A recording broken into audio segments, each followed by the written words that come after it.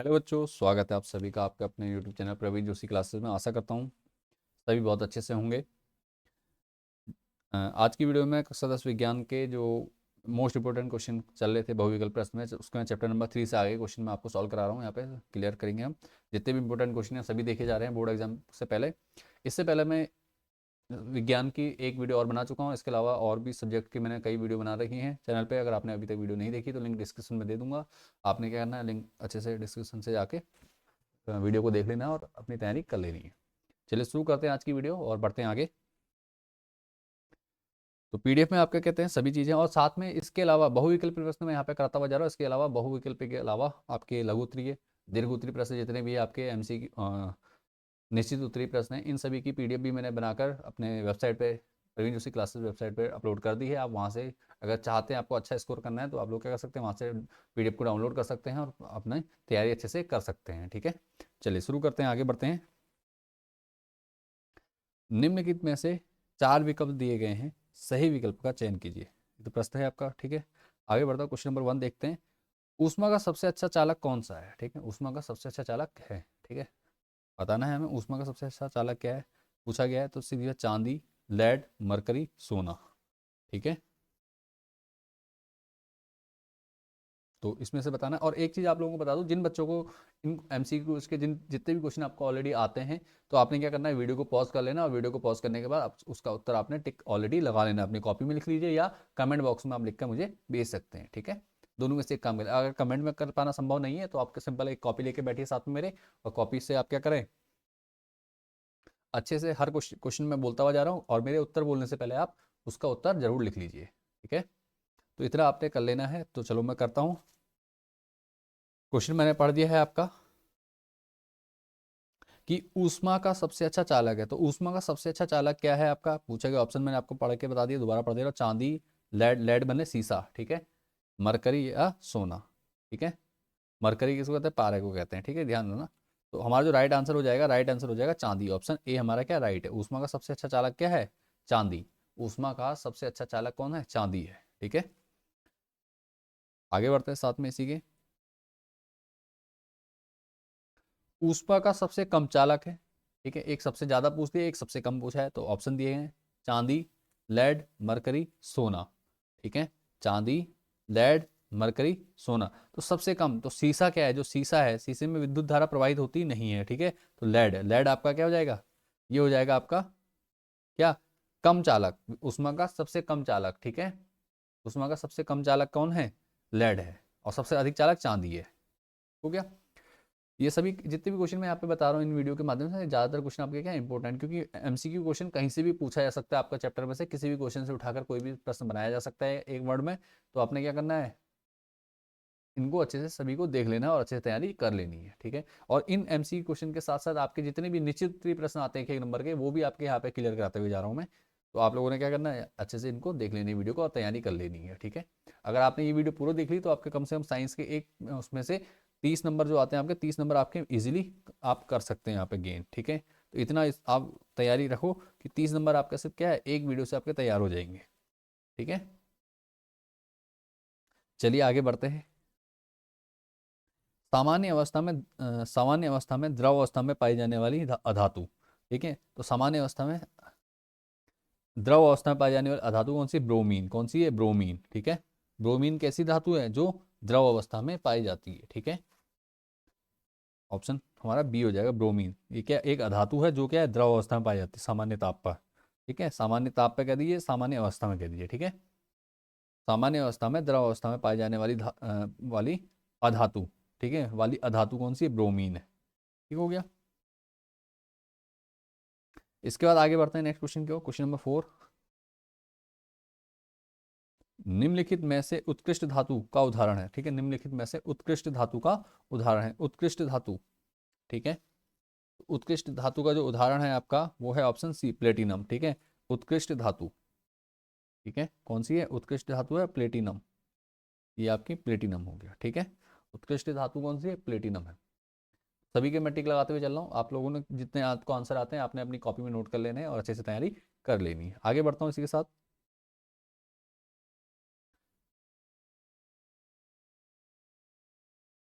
Question है, निम्नलिखित धातुओं में सबसे अधिक आघातवर्धनीय धातु है। ठीक, आघातवर्धनीय का मतलब उसमें चोट मारी जाती है, पीटा जाता है उसे, तो वो टूटती नहीं है। ठीक है, टूटती नहीं है तो आघातवर्धनी कहलाती है वो। ठीक है, कौन सी है देखो, बोला जा रहा है आयरन दिया गया ऑप्शन, Fe लोहा, Na सोडियम, ठीक है, Mg मैग्नीशियम और Alu एल्यूमिनियम। तो सबसे ज़्यादा क्या होती है आघातवर्धनीय, ये हो जाएगी आपकी ऑप्शन डी, एल्यूमिनियम। ठीक है, Au सॉरी, Au है सोना, Au सोना। ठीक है, Au है क्या, सोना है। ठीक है, गोल्ड, एक मिनट, कौन सा है, गोल्ड आपका क्या राइट आंसर हो जाएगा, ये हमारा क्या राइट आंसर। ठीक है, राइट आंसर क्या हो जाएगा, सबसे आघातवर्धनी धातु जो है वो क्या है आपकी Au। ठीक है, सोना। आगे बढ़ता हूँ इसी के साथ, क्वेश्चन नंबर 6।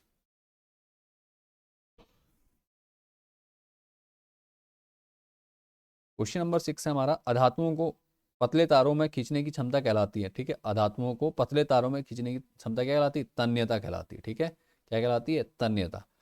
पतले तारों में खींचने की क्या कहलाती है, तन्यता। ठीक है, और लंबी चादरों में, चौड़ी चादरों में बनाने की क्या कहलाती है, आघातवर्धनीयता। जब मारते हैं टूटती नहीं है, और लंबे खींच के तार बना सकते हैं तो उसे कहते हैं तन्यता। ठीक है, क्या कहते हैं, तन्यता। तो ऑप्शन बी हमारा क्या हो जाएगा, राइट हो जाएगा। ठीक है, ऑप्शन बी हो जाएगा। ठीक हो गया, तो हमारा क्या हो जाएगा, तन्यता। ये दो धातुओं के गुण हैं। उसके बाद सुचालकता, क्या है, विद्युत अगर चालन करती है तो सुचालक होते हैं, नहीं करेगी तो कुचालक होते हैं। ठीक, ठीक है, अगर ध्वनि पीटने पे ध्वनि निकल रही है तो इसका मतलब ध्वनिकता कहते हैं उसे। ठीक है, अगर किसी धातु को पीटा जा रहा है उसमें ध्वनि निकल रही है तो उसे ध्वनिकता कहते हैं। ठीक हो गया, ये क्लियर हो चुका है। तन्यता होता है धातु के पतले तार खींचने की जो क्षमता कहलाती है वो क्या कहलाती है, तन्यता कहलाती है। ठीक हो गया, आगे बढ़ता हूँ इसी के साथ। ठंडे पानी में तेजी से क्रिया कर हाइड्रोजन उत्पन्न करने वाली धातु है। ठीक है, ठंडे पानी से तेजी से पूरी अभिक्रिया करके, ठीक है, ठंडे पानी से हाइड्रोजन उत्पन्न करने वाली धातु है, कौन सी है बताना है आपको। तो देखिए सबसे तीव्र अभिक्रियाशील धातु कौन सी है इसमें, देखो आयरन है, मैग्नीशियम है, सोडियम है, या ये सभी पूछा जा रहा है। तो ठंडे पानी में तेजी से अभिक्रिया करेगी और हाइड्रोजन उत्पन्न करेगी कौन सी, सोडियम। ठीक है, सोडियम धातु क्या है, वायु के संपर्क में आते ही क्या होता है, ये ऑक्सीजन से अभिक्रिया करती है और क्या होता है, विस्फोट करती है ना। तो ये क्या है, जल से भी करती है इसको, इसीलिए सोडियम को किस में रखा जाता है, मिट्टी के तेल में, कैरोसिन ऑयल में रखा जाता है, आप जानते हैं। तो हमारा जो राइट आंसर हो जाएगा वो क्या होगा, सोडियम हो जाएगा। ठीक है, क्या लिखा है, ठंडे पानी में तेजी से अभिक्रिया कर हाइड्रोजन उत्पन्न करने वाली धातु कौन सी है, सोडियम है। सोडियम धातु हो गया। आगे बढ़ते हैं इसी के साथ, क्वेश्चन नंबर 8। क्वेश्चन नंबर 8 है, निम्न में से कौन सी धातु अम्ल से हाइड्रोजन विस्थापित करती है। ठीक है, कौन सी धातु, धातु पूछा है अम्ल से हाइड्रोजन विस्थापित करती है। तो सभी धातुएं क्या करती हैं आपकी, अम्ल से हाइड्रोजन विस्थापित करती हैं। ठीक है, तो अम्ल से करती है तो सीधी सी बात है आपका, हम्म, तो धातु दी है Mg, Pt, Au और Ag। ठीक है, तो सबसे पहले क्या है, मैग्नीशियम करेगी, क्यों, मैग्नीशियम क्या करती है, जितनी भी क्रियाशील धातु हैं वो क्या करते हैं, हाइड्रोजन विस्थापित करती हैं। कैसे, मैं समीकरण लिख दे रहा हूँ, Mg, ठीक है, प्लस क्या होगा, अम्ल के साथ, तो अम्ल कोई सा भी ले लीजिए, चाहे आप H2SO4 ले लो, H2SO4 ले लेते हैं हम, तो क्या बनेगा, बनेगा हमारा MgSO4 प्लस H2। ठीक है, तो ये हमारा बनेगा, ठीक है, MgSO4 और H2, ये हमारा समीकरण बनेगा। तो क्या हो जाएगा, ये धातु क्या कर रही है, हाइड्रोजन विस्थापित कर रही है, कौन कर रही है, सोडियम सॉरी मैग्नीशियम। ठीक है, तो हमारा आंसर ए हो जाएगा, मैग्नीशियम। ठीक है, आंसर है मैग्नीशियम। तो यहाँ तक समझ में आ चुका है, बढ़ते हैं नेक्स्ट क्वेश्चन की ओर। जितने बार भी इस टाइप के क्वेश्चन आ रहे हैं तो ये जैसे मैं समीकरण आपको कराता हुआ जा रहा हूँ, ये मैं इसलिए करा रहा हूँ ताकि आप लोगों की प्रैक्टिस होती रहे। और आपने भी क्या करना, जब आप कोई क्वेश्चन कर रहे हैं इस प्रकार से केमिकल रिएक्शन आ रही है वहाँ पर और आपको आती है, तो आपने क्या करना है, तुरंत कर लेनी। इससे क्या होगा, आपका रिवीजन भी हो जाएगा, बार बार इसको करने की जरूरत नहीं पड़ेगी। ठीक है, पहला काम, एक ही क्वेश्चन से आपके दो दो क्वेश्चन, तीन तीन क्वेश्चन हो जाते हैं। कई बार आपसे सिर्फ समीकरण पूछ लेगा तो समीकरण भी आपको क्या होगी, साथ के साथ याद हो जाएगी। ठीक है, तो आपने क्या करना, साथ के साथ इनको कर देना अच्छे से। तो उम्मीद करता हूँ यहाँ तक समझ में आ रहा है अच्छा आप लोगों को, कोई डाउट नहीं है। अगर कोई डाउट लगता है तो आप मुझे कमेंट जरूर कीजिए। ठीक है, कोई भी प्रॉब्लम लगती है, कुछ भी चीज़ समझ में नहीं आती है, तो आप क्या कर सकते हैं, सिंपल पूछ सकते हैं कमेंट के माध्यम से, और अपनी अपनी अच्छे से तैयारी कर सकते हैं बोर्ड एग्जाम की। प्रश्न 9 है, धातु को भाप से क्रिया करती है। धातु जो भाप से क्रिया करती है, ठीक है, धातु भाप से क्रिया करती है। भैया भाप से कौन क्रिया कराएगा, भैया लोहा करता है, आपको पता है, ठीक है, तो भाप से क्रिया करता है Mg करता है, वो सॉरी आयरन Fe करता है। तो ऑप्शन सी हमारा क्या हो जाएगा, 9th का ऑप्शन सी हमारा राइट हो जाएगा। ठीक है, क्या होता है, लोहे से, भाप का मतलब क्या है, जल है, जल किससे क्रिया, जल में क्या होती है, भाप होती है, भाप का मतलब यहाँ पे H2 है, जल से है। लोहा क्या करता है, जल से अभिक्रिया करता है। ठीक है, तो ये हो जाएगा हमारा Fe। ठीक है, Fe क्लियर हो चुका है। Fe का मतलब लोहा, आयरन।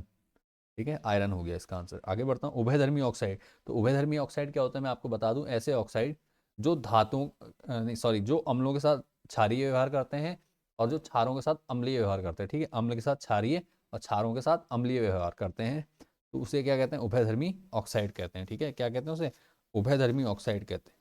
तो इसका जो आंसर हो जाएगा वो हो जाएगा आपका, जो उभयधर्मी ऑक्साइड है वो है Al2O3, एल्यूमिनियम ऑक्साइड। क्या है, एल्यूमिनियम ऑक्साइड, Al2O3। ये क्या है आपका, उभयधर्मी ऑक्साइड है। ये अम्लों के साथ क्षारीय व्यवहार करता है और क्षारों के साथ अम्लीय व्यवहार करता है। ठीक है,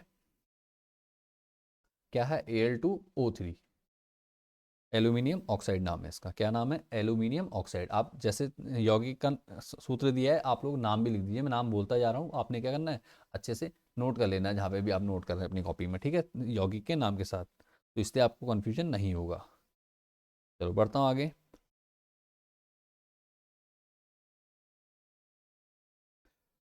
क्वेश्चन नंबर 11 है, 11, कौन सी धातु तनु हाइड्रोक्लोरिक अम्ल और तनु सोडियम हाइड्रोक्साइड दोनों के साथ अभिक्रिया करके H2 गैस निर्मुक्त करती है। ठीक है, तो H2 गैस मुक्त करने के लिए देखो क्या होगा,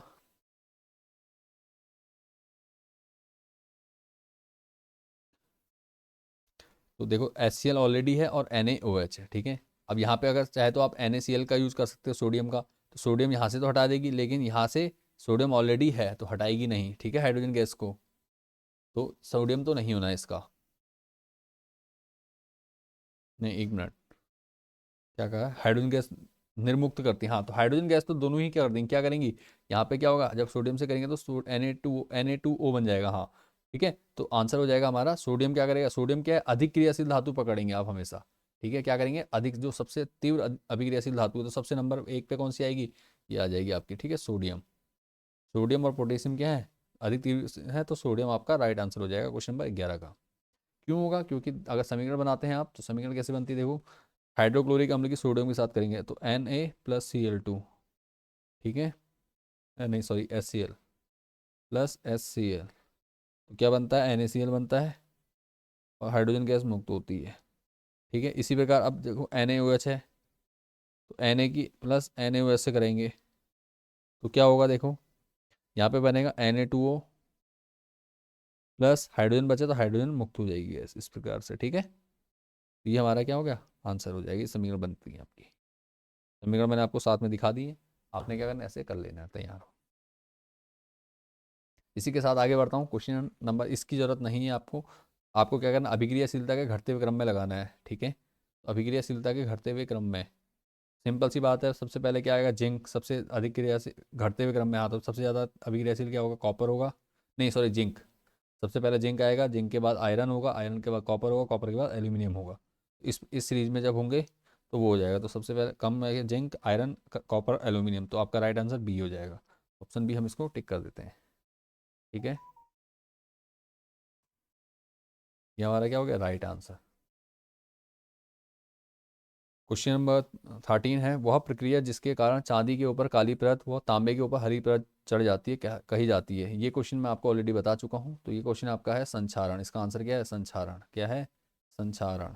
ठीक है, संक्षारण के कारण क्या होता है, कॉपर के ऊपर हरी परत, कॉपर मतलब तांबे के ऊपर, ठीक है, तांबे के ऊपर हरी परत और चांदी के ऊपर काली परत चढ़ जाती है। ठीक है, इसके बाद लिखा हेमेटाइट। ठीक है, हेमेटाइट का सूत्र है, हेमेटाइट का सूत्र, हेमेटाइट क्या, लोहा एस्क होता है, हेमेटाइट क्या होता है, लोहा एस्क कहते हैं इसे। तो इसका सूत्र क्या है, ये है आपका Fe2O3। ठीक है, लोहे का एस्क क्या है, Fe2O3, ये क्या है, हेमेटाइट। ठीक है, Fe2O3, ये क्या हो गया, हेमेटाइट हो गया, ये आपका राइट आंसर। आयरन इसको कहते हैं आयरन ऑक्साइड भी कहा जाता है इसको, ठीक है, आयरन ऑक्साइड या हेमेटाइट, ठीक है, हेमेटाइट आयरन ऑक्साइड, ठीक है, कुछ भी कह सकते हो इसको, दोनों नाम से जाना जाता है। आगे बढ़ते हैं, मरकरी का अयस्क है, मरकरी का अयस्क है, ठीक है, मरकरी का किससे प्राप्त होता है ये आपको बताना है, मरकरी का अयस्क है, ठीक है। तो मरकरी का जो अयस्क है वो आपका क्या है, मरकरी का अयस्क है सिनेबोर, ठीक है, सिनेबोर, सिनेबार, सॉरी सिनेबार, मरकरी का अयस्क है सिनेबार, क्या है, मरकरी अयस्क क्या है, सिनेबार। क्वेश्चन नंबर 16 पे चलता हूँ, निम्नलिखित में से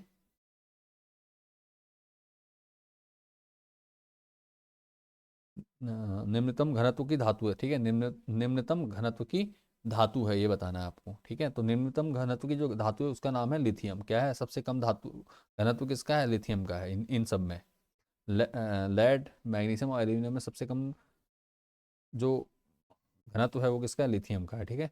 16 का ऑप्शन ए हो जाएगा, राइट। आगे बढ़ता हूँ इसी के साथ नेक्स्ट क्वेश्चन की ओर।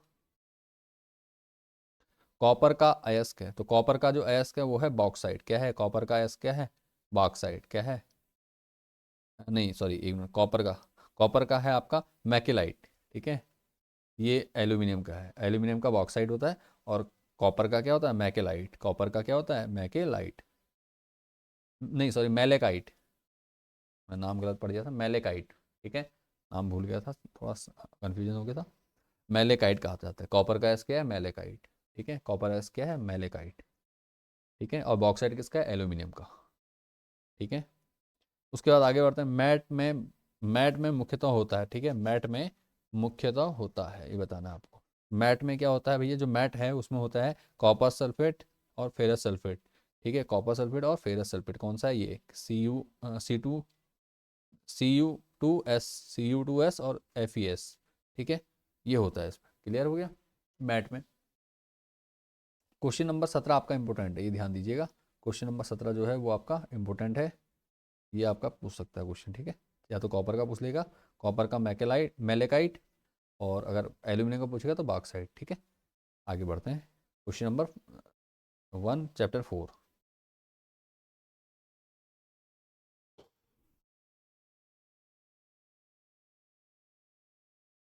तो चैप्टर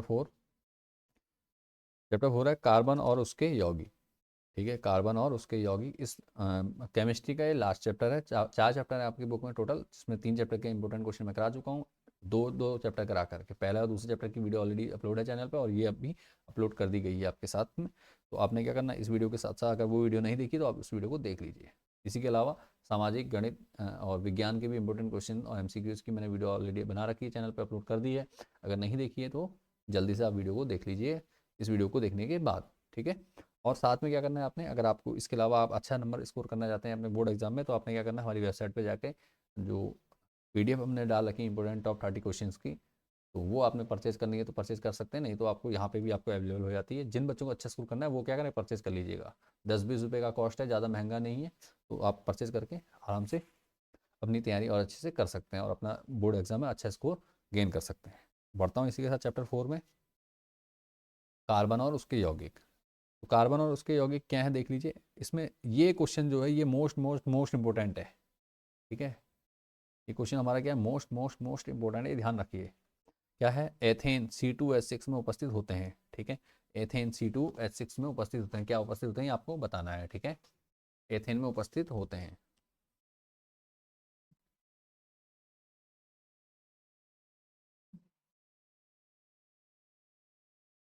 एथेन C2H6 में उपस्थित होते हैं, ठीक है। तो देखो क्या होते हैं, सह संयोजक आबंध की बात कर रहा है, ठीक है। तो इसमें क्वेश्चन को क्या कर रखा है, अथवा C2 आणविक सूत्र दिया हुआ है, C2H6 के सहसंयोजक आबंध में होते हैं। तो सहसंयोजक आबंध होता है, कितने आबंध होते हैं टोटल, तो देख लो, मैं इसका फॉर्मूला लिख देता हूँ कैसे होता है। कार्बन के 2 हैं, 2 कार्बन परमाणु हैं, और उनके साथ कितने जुड़े हैं, हाइड्रोजन जुड़े हैं 6, एक के साथ 3 हाइड्रोजन परमाणु जुड़े हुए हैं, ठीक है। इस प्रकार से सभी सिंगल बॉन्ड से जुड़े हुए हैं, ठीक है, क्योंकि ये एथेन है। नामकरण मैंने सिखा रखा है, IUPAC नामकरण नहीं आता है आपको, तो आपने क्या करना है, अच्छे से तैयार कर लेना है, वीडियो लिंक डिस्क्रिप्शन में दे दूंगा IUPAC नामकरण की भी। तो आपने क्या करना है, वीडियो देखने के बाद IUPAC नामकरण की वीडियो भी देख लेनी, डिस्क्रिप्शन को चेक करके। तो अब देखो सीधी सी बात है, एक बॉन्ड यहाँ सारे बॉन्ड गिन लीजिए कितने, 1 2 3, 1 2 3 4 5 6 और ये बीच में 7, तो टोटल कितने हैं? सहसंयोजी अबंध कितने हैं इसमें? 7 हैं टोटल। तो कितना हो जाएगा हमारा आंसर? हमारा आंसर हो जाएगा 7 सहसंयोजी अबंध। ये हमारा क्या होगा? राइट आंसर हो जाएगा। ठीक है, कितने हैं टोटल? 7 सहसंयोजी आबंध है। इनको सहसंयोजी आबंध कहा जाता है। दो प्रकार के आबंध होते हैं, सहसंयोजी और आयनिक बंध। ठीक है, तो आपने क्या करना है, ये तय करना है। और ये क्वेश्चन आपका मोस्ट इंपॉर्टेंट रहने वाला है। ये पिछले साल भी पूछा गया, उससे पहले भी कई बार पूछा गया एग्जाम में, तो आपने क्या करना, अच्छे से इसको तैयार कर लेना है। ठीक है, आगे बढ़ता हूँ। कार्बन का इलेक्ट्रॉनिक विन्यास है। ठीक है, कार्बन का इलेक्ट्रॉनिक विन्यास है। तो कार्बन का जो इलेक्ट्रॉनिक विन्यास है, कार्बन के पास कितने परमाणु है टोटल? कार्बन के पास है, कार्बन होते हैं 6 परमाणु। ठीक है, परमाणु क्रमांक 6, तो इसमें इलेक्ट्रॉनिक संख्या कितनी है? 6 है। ठीक है, इलेक्ट्रॉनिक संख्या कितनी है? 6 है। तो इसका जो विन्यास बनता है पहली कक्षा में, तो दूसरी कक्षा में 4। ठीक है, ये होता है। 2 और 4 वाला सीरीज देख लो कौन सा, 2 और 4। तो 2 और 4 ये है, तो ऑप्शन बी हमारा क्या हो जाएगा? राइट हो जाएगा। ठीक है, ऑप्शन बी हमारा राइट आंसर। इसी के साथ आगे बढ़ता हूँ। निम्नलिखित में से कौन एक ही समजात श्रेणी से संबंधित है? ठीक है, समजात श्रेणी क्या होती है? जब उनके परमाणु के बीच एक ही फॉर्मूला काम करता है, CH2 का। ठीक है, CH2 का। ठीक है, इतने का अंतर होता है। तो देख लीजिए किस में CH2 का अंतर है, समजात श्रेणी में। समजात श्रेणी मैंने बता रखा है। ठीक है, तो यहाँ पे देख लेते हैं किसमें। देखो C2H6 और C3H8। देखो यहाँ पे इन दोनों के परमाणुओं के बीच में अंतर देखो, CH2 का आ रहा है, नहीं आ रहा है? अगर आ रहा तो ये एक ही समजात श्रेणी से है। ठीक है, और संबंधित नहीं है पूछा है, तो ये तो क्या है, समजात श्रेणी से कैसे? देखो यहाँ पे कार्बन का 2 थे, यहाँ पे कार्बन का 1 बढ़ गया 3, यहाँ पे कार्बन के हाइड्रोजन के 6 थे, यहाँ पे हाइड्रोजन के 2 बढ़ गए। तो अगर चाहो तो ऐसे करके घटा घटा भी सकते हो। क्या? C3H8 और इधर है C2H6, तो घटा दीजिए, 8 में से 6 गया 2, H का H आ जाएगा, तो इधर तीन में से 2 गया, 1 बचेगा, तो CH2 का अंतर आ रहा है। इसी प्रकार यहाँ पे इन दोनों में भी देख लो, C4H8 और C3H8। वैसे ये कोई तरीका नहीं होता है समझाने के लिए, मैं कर रहा हूँ इजीली कि आप लोग कैसे करें डायरेक्ट। ऐसे कोई घटाने का कोई तरीका फॉर्मूला ऐसा नहीं है कि इसको घटा रहा हूँ तो फॉर्मूला करके, कुछ सिंपल तरीके से समझा रहा हूँ। ठीक है, और ये देखो यहाँ पे इनने गड़बड़ कर रखी थोड़ा, नहीं ठीक है, कोई दिक्कत नहीं। तो यहाँ पे 8 में से 8 गया 0, तो एच का कुछ नहीं बच रहा है यहाँ पे, कार्बन का खाली 1 बच रहा है, और यहाँ पे इन दोनों को भी घटाना बाकी है फिर हमारा। तो C2H6 और CH4 घटा दो, CH4। ठीक है, तो अंतर दोनों का कितना रहा? 6 में से 2 गया 2 बचेगा, हाइड्रोजन के 2 हैं और कार्बन 2 में से 1 गया 1, एक कार्बन। तो CH2 का यहाँ भी है, CH2 का यहाँ भी, लेकिन यहाँ पर CH2 का नहीं है। तो हमारा जो राइट आंसर हो जाएगा ऑप्शन डी हो जाएगा। ठीक है, ऑप्शन डी हो जाएगा। अगर यहाँ पे आपको समझने में कोई दिक्कत हुई है तो आप मुझे कमेंट कीजिए, क्वेश्चन नंबर और चैप्टर नंबर बता के मैं आपको इसकी अलग से एक डिटेल वीडियो बता दूंगा कि कैसे करके मैं क्या कर रहा हूँ यहाँ पर। ठीक है, अगर आपको कोई डाउट लगता है तो। सिंपल क्वेश्चन है। जब समजात श्रेणी मैंने आपको सिखा रखी है, समजात श्रेणी से रिलेटेड पूरी एक डेडिकेटेड वीडियो बना रखी है मैंने, जिसमें मैंने डिटेल में समजात श्रेणी को और समझा रखा है। तो आप लोगों को उसको देख लेना है, वीडियो का लिंक डिस्क्रिप्शन में दे दूंगा, वहाँ से आप अच्छे से समझ सकते हैं। और अगर डिस्क्रिप्शन में लिंक ना मिले तो आपने करना क्या, सिंपल आपने टॉपिक और आगे चैनल का नाम लिख देना है, प्रवीण जोशी क्लासेस। जैसे आपका टॉपिक है IUPAC नामकरण, और उसके आगे लिख देना है प्रवीण जोशी क्लासेस।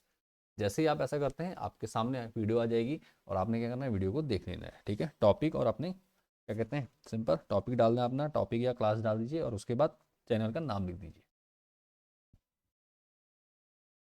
आगे बढ़ता हूँ, नेक्स्ट क्वेश्चन। कार्बन यौगिक की संख्या बहुत अधिक होने का मुख्य कारण है।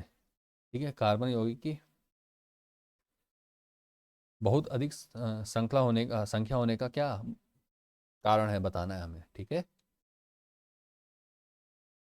तो जो इसका सबसे बड़ा कारण है वो क्या है? चतुसंयोजकता है। ठीक है, होती है, लेकिन सबसे संख्या अधिक होने का सब मुख्य कारण, जो मुख्य कारण है वो है ऑप्शन बी, कार्बन परमाणु का स्व संयोजन। मतलब कार्बन कार्बन के साथ जुड़ जाता है। देखो क्या होता है, कार्बन कार्बन परमाणु आपस में क्या करते हैं, सहसंयोजी आबंध बना लेते हैं। ठीक है, तो ये होता है। ठीक है, कार्बन कार्बन परमाणु क्या करते हैं, सहसंयोजी आबंध बना लेते हैं, और द्वारा क्या करते हैं, श्रृंखला बना लेते हैं। कार्बन कार्बन की आपस में क्या होती है, श्रृंखला बनती रहती है इस प्रकार से, डबल बॉन्ड ट्रिपल बॉन्ड के द्वारा। तो ये क्या होता है, इस प्रकार से क्या करते हैं, श्रृंखला। तो इसका जो राइट आंसर हो जाएगा वो हो जाएगा ऑप्शन बी। ठीक है, हमारा जो राइट आंसर है वो क्या है, हमारा राइट आंसर है ऑप्शन बी। तो ये हमारा ऑप्शन भी हमने राइट कर दिया। ठीक है, तो ये भी क्वेश्चन समझ में आ गया और आगे बढ़ते हैं।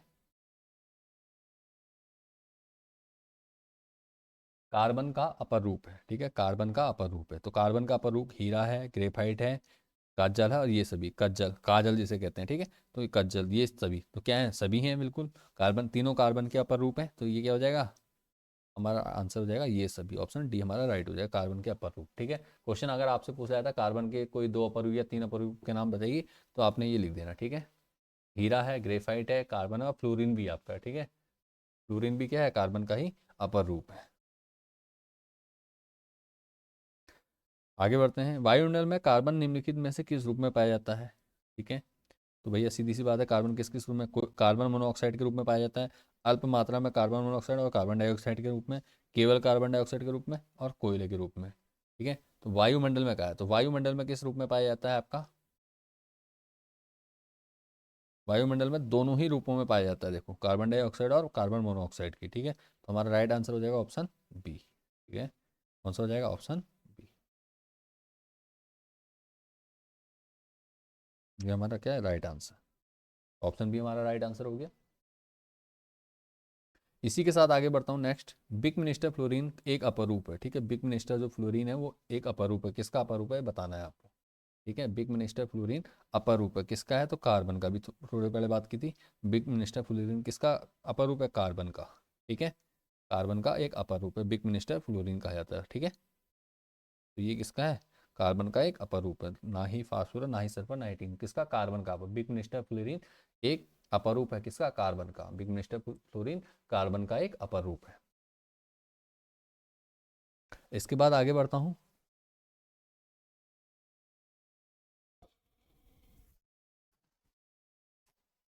कार्बन द्वारा बने सरलतम यौगिक का नाम। ठीक है, कार्बन द्वारा बने सरलतम यौगिक का नाम है मेथेन, CH4। क्या है, मेथेन। क्यों, इसका जो कार्बन का जो वो फॉर्मूला है इसका CH4, किसका, मेथेन का जो फॉर्मूला है वो है CH4। ठीक है, कार्बन चार हाइड्रोजन परमाणु के साथ जुड़कर क्या करता है, मेथेन बनाता है। तो यही क्या है, सबसे सरलतम रूप है। ठीक है, क्या है, सबसे सरलतम रूप है आपका। तो इसका आंसर को हम टिक लगा देते हैं, मेथेन। ठीक है, हमारा राइट आंसर हो गया मेथेन। मेथेन का फॉर्मूला होता है CH4। ठीक है, क्या होता है, CH4, CH4, मेथेन। ठीक है, ये आपका फॉर्मूला हो गया। मैं साथ के साथ फॉर्मूला लिख दे रहा हूँ ताकि आपको कन्फ्यूजन ना रहे। आगे बढ़ते हैं। संश्लेषित रूप से तैयार, संश्लेषित होगा, ठीक है, संश्लेषित रूप से तैयार किया गया प्रथम कार्बन यौगिक है। ठीक है, तो संश्लेषित रूप से तैयार किया गया प्रथम कार्बनिक यौगिक क्या है, ये है आपका यूरिया। क्या है, यूरिया होता है जो संश्लेषित रूप से बनाया जाता है। ठीक है, संश्लेषित रूप से बनाया गया, तैयार किया पहला कार्बनिक यौगिक क्या है, यूरिया। ठीक है, क्या है, यूरिया। क्लियर हो गया। उसके बाद समजात श्रेणी के दो क्रमागत सदस्यों के अणुभार तथा संरचना में अंतर होता है। ठीक है, तो CH2 का अंतर होता है, मैंने अभी थोड़ी देर पहले बताया था। ठीक है, कितने का अंतर होता है, CH2 का अंतर होता है। ठीक है, समजात श्रेणी के, ठीक हो गया। तो ऑप्शन क्या हो जाएगा इसका, ऑप्शन ए राइट हो जाएगा हमारा, क्या, ऑप्शन ए। CH2 का अंतर होता है 14, अणुभार कितना होगा, अणुभार में अंतर कितना होगा, 14 का होगा। और और क्या होगा, जो संरचना में अंतर होगा वो किसका होगा, CH2 का अंतर होगा। क्वेश्चन नंबर 10 भी हमारा क्लियर हो गया। उसके एथेनोइक अम्ल का रासायनिक सूत्र। तो जो एथेनोइक अम्ल का रासायनिक सूत्र है, ये भी आपका क्या क्वेश्चन, इंपॉर्टेंट क्वेश्चन है, ये आपका कई बार पूछा भी गया, तो इसको ध्यान दे देना आपने और अच्छे से। ठीक है, एथेनोइक अम्ल का रासायनिक सूत्र है, तो एथेनोइक अम्ल का रासायनिक सूत्र होता है CH3COOH। क्या होता है, CH3COOH, ये ठीक है, एथेनोइक अम्ल। ठीक है, एथेनोइक अम्ल का रासायनिक सूत्र क्या है, CH3COOH। और देखो एथेनोइक अम्ल को ही क्या कहा जाता है, इसने लिखा भी है, नीचे नोट भी दे रखा है इसमें, देखो हमने लिखवा रखा है, PDF में लिख रखा है। एसिटिक अम्ल, IUPAC नाम क्या है, एथेनोइक अम्ल। ठीक है, एसिटिक अम्ल का क्या नाम है, एसिटिक अम्ल किसको कहते हैं, आपका एसिटिक अम्ल को ही क्या कहते हैं, एथेनोइक अम्ल भी कहते हैं। ठीक है, एसिटिक अम्ल या एथेनोइक अम्ल। ठीक हो गया, एसिटिक अम्ल का IUPAC नाम क्या है, एथेनोइक अम्ल है। क्लियर हो गया। आगे बढ़ते हैं। तो एसिटिक अम्ल आएगा तो देख लो, ध्यान दो, एथोनिक अम्ल है तब भी आपका फॉर्मूला ही रहेगा, एसिटिक अम्ल है तब भी यही फॉर्मूला रहेगा, क्योंकि एक ही है। ठीक है, आगे बढ़ते हैं। एथेनॉल का रासायनिक सूत्र है एथेनॉल। ठीक है, एथेनॉल का रासायनिक सूत्र है, तो एथेनॉल में क्या होगा, एथ है, मैथ एथ, ऑल ओ एच आएगा, तो C2H5OH, तो ये किसका फॉर्मूला है, एथेनॉल का फॉर्मूला है। ठीक है, एथेनॉल का फॉर्मूला क्या होता है, C2H5OH। ठीक है, C2H5OH किसका है, एथेनॉल का। ठीक है, ये किसका है, ये है आपका एथेनॉल का। आगे बढ़ते हैं। ब्यूटेनॉन में उपस्थित क्रियात्मक समूह है, ब्यूटेनॉन। ठीक है, ब्यूटेनॉन में क्रियात्मक समूह है। ठीक है, ध्यान देना है, तो इसका जो रहेगा ऑप्शन सी। ब्यूटेनॉन में कौन सा है, कीटोन है। ठीक है, कौन सा समूह है, कीटोन समूह। ब्यूटेनॉन में उपस्थित क्रियात्मक समूह कौन सा होता है, कीटोन होता है। ठीक है, कीटोन होता है ये। ब्यूटेनॉन में कौन सा होता है, कीटोन होता है। ठीक है, आगे बढ़ते हैं।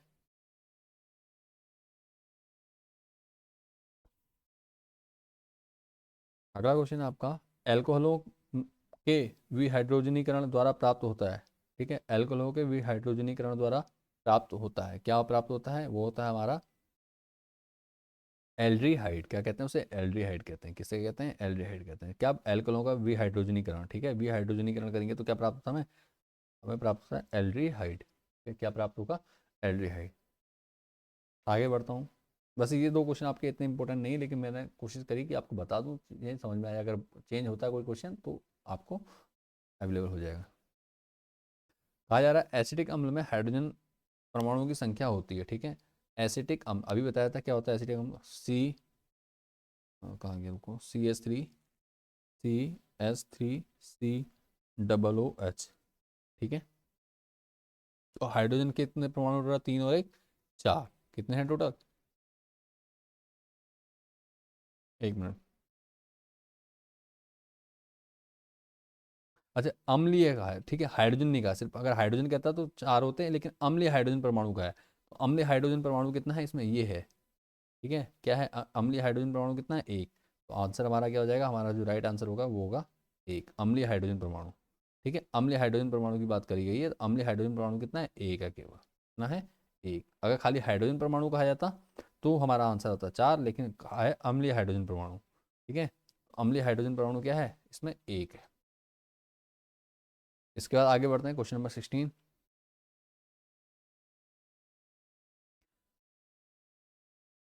ये क्वेश्चन आपका इतना इंपॉर्टेंट नहीं है, इसको छोड़ देते हैं। क्वेश्चन नंबर 17 देख लेते हैं लास्ट। ठीक है, क्वेश्चन नंबर 17 है, एथाइन अणु के बनने में साझा करने वाले इलेक्ट्रॉनों की कुल संख्या, एथाइन।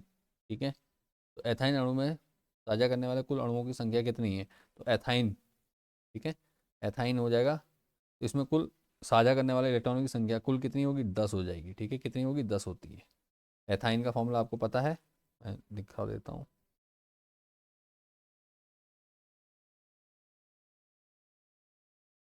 देखो, एथाइन की बात हो रही तो देखो, एथाइन होगा तो एथाइन, मैथ और एथ। ठीक है, इन की बात हो, एल्किन एल्केन एल्काइन पढ़ा है आपने। ठीक है, एथाइन है तो ट्रिपल बॉन्ड होगा, कार्बन कार्बन पढ़ोगे, एथाइन हो जाएगा। और इनसे कितने हाइड्रोजन परमाणु जुड़े होंगे, 3 है तो एक इधर जुड़ा होगा, एक इधर जुड़ा होगा। ठीक है, और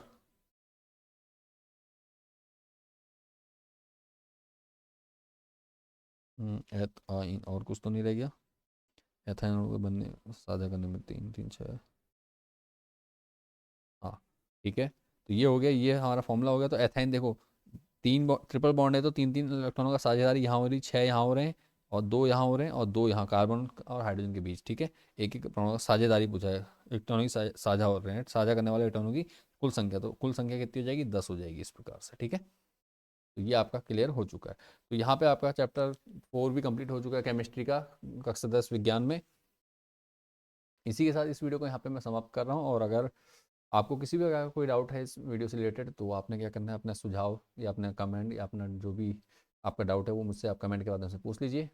ठीक है, अगर वीडियो पसंद आई है और वीडियो से कुछ सीखने को आपको अगर मिला है, तो आपने क्या करना है, वीडियो को लाइक ज़रूर कर देना है। वीडियो को लाइक करने के साथ साथ दोस्तों के साथ ज़्यादा से ज़्यादा शेयर कर दीजिए, ताकि उन लोगों को भी अच्छे से आप अपनी तैयारी कर सकें और उन बच्चों को भी वीडियो पहुँच सके। ठीक है, और अपना प्यार और सपोर्ट हमारे चैनल पे बनाए रखिए। अगर पहली बार चैनल पे आए हैं आप लोग तो सब्सक्राइब जरूर कर दीजिएगा चैनल को।